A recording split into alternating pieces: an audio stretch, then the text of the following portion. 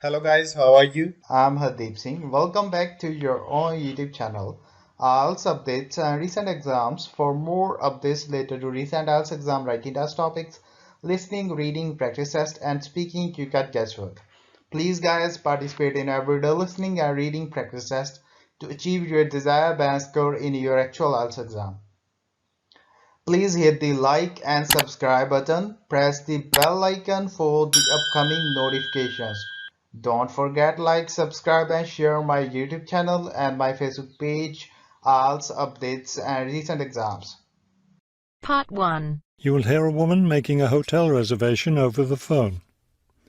First, you have some time to look at questions 1 to 4.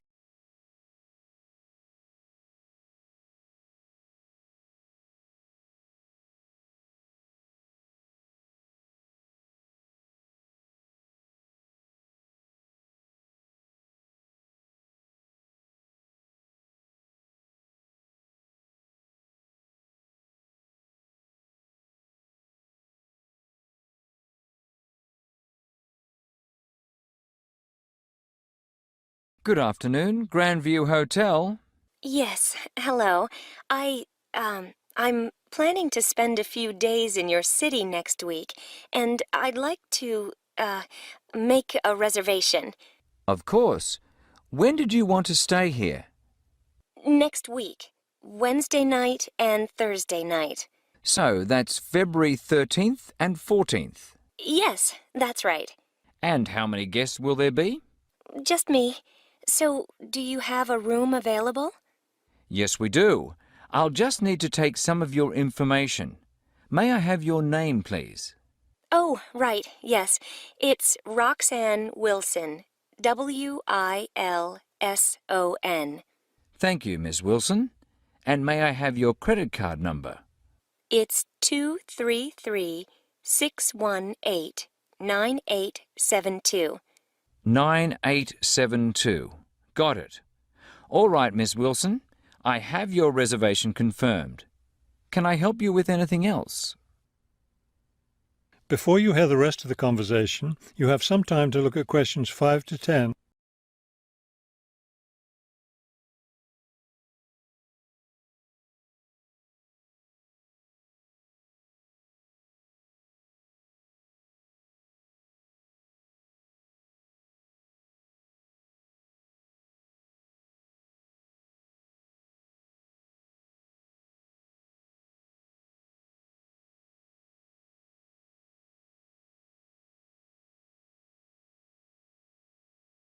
Now listen and answer questions 5 to 10. Well, yes, I was wondering, since I'll have a couple of free hours Friday morning before I leave, is there anything interesting to see close to the hotel? Do you like museums? The art museum's very close by. I love museums, but not art. Can't stand it. I've heard your city has a very interesting science museum, though. Yes, but unfortunately it's closed in the winter. Are you interested in shopping? Sure, I love shopping. Are there any good stores nearby? Yes, we have a large shopping mall just 2 bus stops away. You take the bus to Monument Square and it's just half a block from there. Just look for the post office and you'll see the mall entrance next to it. Fabulous. What about lunch? I hear your city has good restaurants. Yes, there's a nice restaurant very near. It's just across the street from the park. Sounds good. I can have lunch, then walk in the park afterwards. I have one more question. What's the best way to get to the hotel from the airport? Subway is the fastest, of course. There are buses, but they're quite slow. I'll be arriving quite late, after 10 p.m. I thought I might have to take a taxi. The subway runs until midnight. Oh, good. Then I'll do that. Will there be someone at the hotel front desk that late? Oh, yes. The front desk stays open until 2. That is the end of part 1. You now have half a minute to check your answers.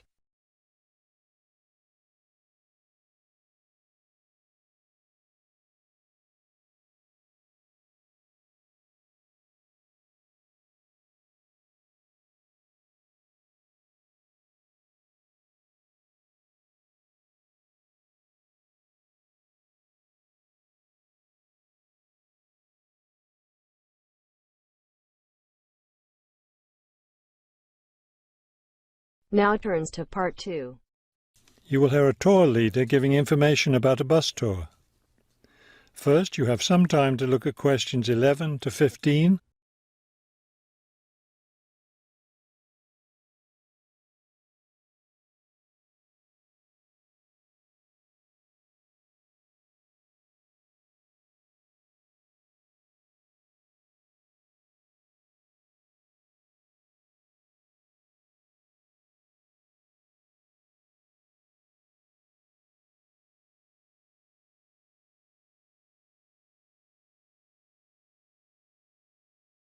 As you listen to the first part of the talk, answer questions 11 to 15. Thank you for choosing City Tours. The reason so many people choose our tours when visiting this city is because you can design your tour to suit your own interests.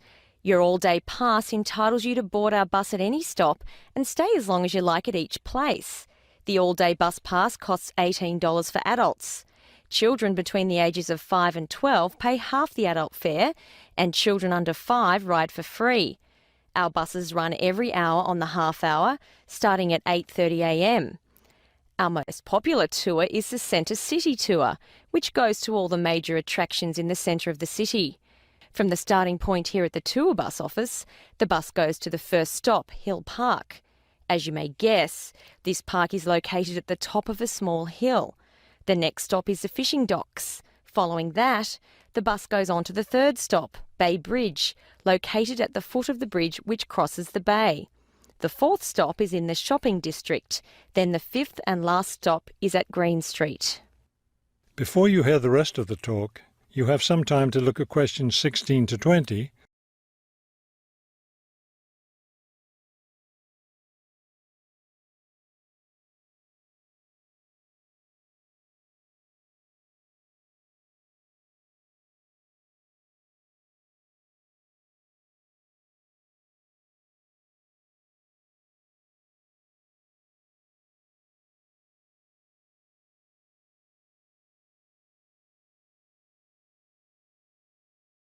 Now listen and answer questions 16 to 20. There are many interesting things to do and see on the Centre City Tour. At the first stop, you can enjoy a spectacular view of the bay, the city, and especially of the fishing docks, which are located at the foot of the hill. At the second stop, you can walk around and look at the boats. Fresh fish from the bay is also for sale here, since this is the place where the fishermen bring in their catch. The next stop is where some of the city's finest seafood restaurants are located, so you might want to plan a lunch stop here. You can eat fresh fish here, prepared in the traditional local way. The fourth stop is, of course, where you can do your shopping. Don't miss the opportunity to purchase some of our city's famous handmade baskets. You'll want to take several home as souvenirs of your visit to our city. Finally, at the last stop on the tour, you can visit one of the oldest buildings in our city, the theatre. This building was built over 400 years ago and is still used today as a place to see plays, musicals and other performances, as well as our annual film festival. That is the end of Part 2. You now have half a minute to check your answers.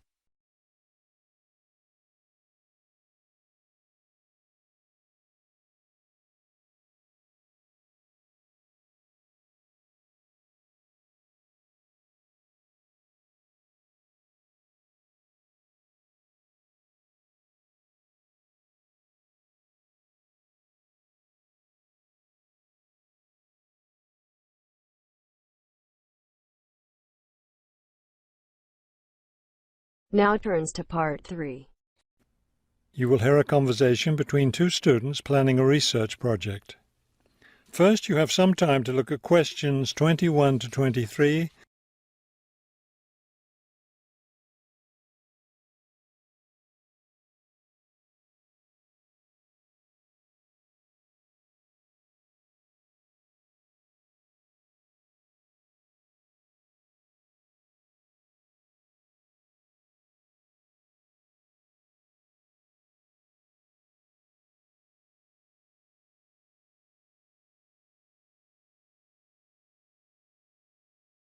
As you listen to the first part of the conversation, answer questions 21 to 23. we'd better start planning our research project because we don't have much time left before it's due. I know, only 3 more weeks. Is that all? I thought we had more time than that. Well, let's get to work then. Okay, so we agreed we're going to interview shoppers about their spending habits. Did we decide to conduct our interviews at the department store? We haven't decided anything definitely yet, but I think the shopping mall would be a better place. We'd get more of a variety of shoppers there. Yes, that's a good point. So let's do that. How many interviews did the professor say we had to complete? She said at least 30. That sounds like a lot, doesn't it?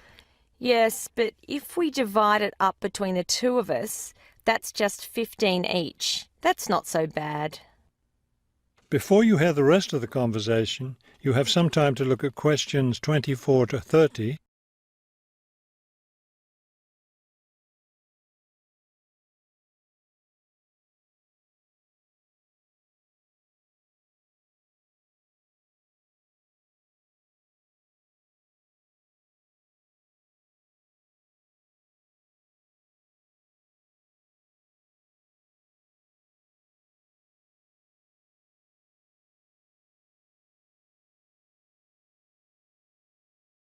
Now listen and answer questions 24 to 30. Okay, so I guess we'd better start designing our questionnaire. Well, we have to do some reading first, don't we? Didn't we say we were going to compare our results to the results of a government study? Right, the government study about how the economic crisis has changed people's spending habits. We want to see if we get similar results. Yes, so we'd better read that first and then design our questionnaire. Then I guess we'll be ready to go out and interview shoppers. No, don't you remember? The professor said she had to approve our questionnaire first before we actually conducted the interviews. Oh, right. So we'll get her approval and then conduct the interviews. I think a Saturday would be the best day for the interviews because everyone's out shopping then. Right. We'll do it on a Saturday then. And let's also plan to get together the next day to analyse the results. It's best to do that while everything's fresh in our minds, don't you think? Sure, that sounds like a good idea. Okay, so then we're going to have to present our results to the class. Do you have any ideas for that? It's an important part of our grade, so I think we should plan it well. Well, I think the obvious thing is to prepare some charts showing our results and how they compare with the government study. That will help make the information a lot clearer to the class. Right. Okay, so we'll draw up some charts of the results. And then that's it. All that will be left to do is give the class presentation. Do you think we can be ready on time? I sure hope so. Let's get started now. That is the end of part 3. You now have half a minute to check your answers.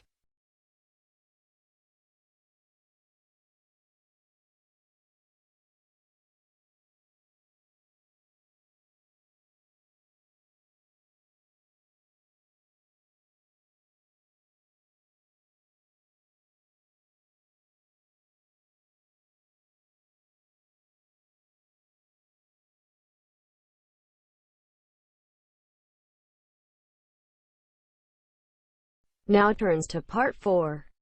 You will hear a professor give a lecture on Louisa May Alcott. First, you have some time to look at the questions 31 to 40.